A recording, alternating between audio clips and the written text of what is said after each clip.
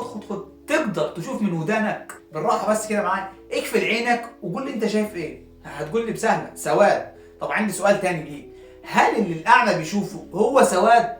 طب ولا الموضوع اصلا اكبر من كده والموضوع مش حكايه سواد وبس؟ ما تيجي نشوف سوا. عشان نفهم الاعمى بيشوف ايه لازم احنا نفهم احنا بنشوف ازاي اصلا. فكره انك بتشوف دي مش حاجه سحريه ولا فتح عينك والموضوع يعدي، لا دي عمليه فيزيائيه وعصبيه معقده. تعالى نبدا سوا ونفهم الموضوع بالراحه خالص. النور اللي احنا شايفينه حوالينا ده عباره عن موجات كهرومغناطيسيه. عين الانسان بتقدر تشوف جزء صغير خالص اسمه الطيف المرئي. كل لون حواليك من لون السماء للون الدم هو عباره عن طول موجي. يعني معنا مثلا البنفسجي ده اكثر طول موجي وبعده الازرق لحد ما نوصل اطول طول موجي العين بتقدر تشوفه اللي هو اللون الاحمر. الضوء ده بيدخل العين ويوصل لشبكه العين، وهنا بقى في شويه خلايا متخصصه. في نوع بيشوف الالوان بس ونوع بيميز الضلمه والنور بس. طب حلو، تميز اللون من الضلمه من النور، هنا بقى الاشاره تبدا تروح للمخ، والمخ هو اللي يخلق الصوره اللي انت شايفها. راحه وبمعنى ادق، انت مش بتشوف بعينيك، انت بتشوف بمخك. طيب لو السلسله اللي احنا حكينا فيها وخلايا تمييز الالوان والحاجات دي، لو السلسله دي اتعطلت ايه اللي هيحصل؟ هو ده بقى صلب الموضوع واللي هيودينا لسؤال، هو الاعمى بيشوف ايه؟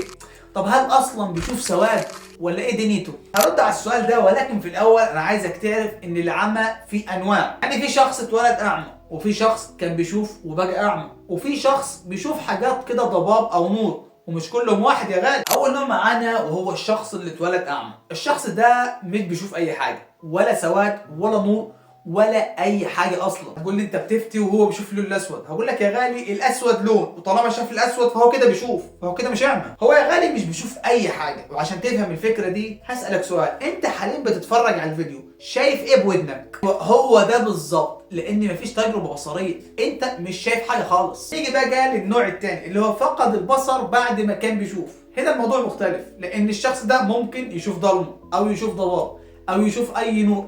بص، ممكن يشوف حاجات معينة. ليه؟ لأنه مخه شاف حاجات قبل كده وبيكون في حاجات متخزنة. طب في حتة كده عايز أسألك فيها، الأجزاء المسؤولة عن الرؤية عند الشخص الأعمى وظيفتها إيه؟ يا غالي إن لما حد بيفقد بصره المخ مش بيوقف المناطق دي، لا هو بيعيد ترتيب نفسه، ومناطق الرؤية تبدأ تساعد في السمع والحركة واللمس وإلى آخره. علشان كده ممكن تلاقي شخص مش بيشوف بس تلاقي قدرة الحفظ عنده عالية قوي عني وعنك. في النهاية يا غالي عايزك تعرف ان احنا مش بنشوف العالم زي ما هو، احنا بنشوف ترجمة المخ للضوء. حتى الضوء اللي احنا بنشوفه ده جزء صغير من العالم بتاعنا، لان في حوالينا موجات كتير احنا مش بنشوفها زي تحت الحمراء وفوق البنفسجية وموجات الراديو. واقع كامل موجود بس بره حدود حواسنا. وفي الاخر سؤالنا هيتغير من الاعمى بيشوف ايه لاحنا بنشوف ايه اصلا. وبس كده، معلومة بسيطة في الكتير. لو استفدت ما تنساش اللايك والشير واشترك في القناة.